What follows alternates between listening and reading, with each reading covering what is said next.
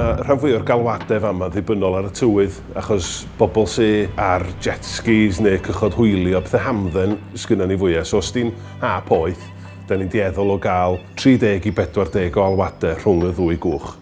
Dwi wedi cymhwyso fatha aelod criw ar y ddwy gwch. Dwi hefyd yn gwneud rhywfaint efo'r wasg ar gyfer yr orsaf. Mae agor hyn o bryd wrth yn cael ei hyfforddi. O'n i wedi dod lawr lot efo dad pan oedd o'n dod lawr i openers a falle, so o'n i wedi bod o gwmpas y gwch lot mwy yn tyfu fyny na mi oedd dad. Ac unwaith o'n i'n 17, o'n i'n edrych ymlaen i trio gweld os o'n i'n licio fo. A dyn, gorffennaf dwytha eisiau gychwyn.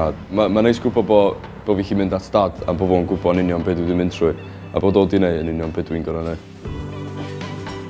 Dwi'n rili edrych ymlaen i cael siwt fy hun a mynd allan ar y gwch.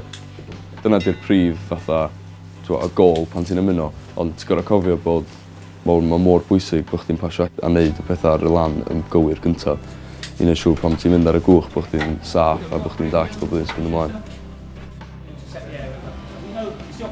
Dosbarth Atlantic maen nhw'n galw'r gwch yma, sef yr prif gwch yn fflyd yr ar yn y lai. Mae mwy na lai mae'n mynd allan yn unrhyw amodau sgynno ni yma ym Maes Tremadog.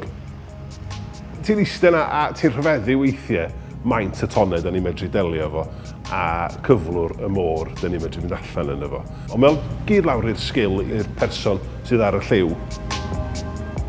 Mae eisiau parchu yr amodau a tir pan da ni allan yn ei danedd i. Ti'n dod lawr fama, da ni o bob cefndiroedd, o bob oedran, ti'n bob lefelau o brofiad.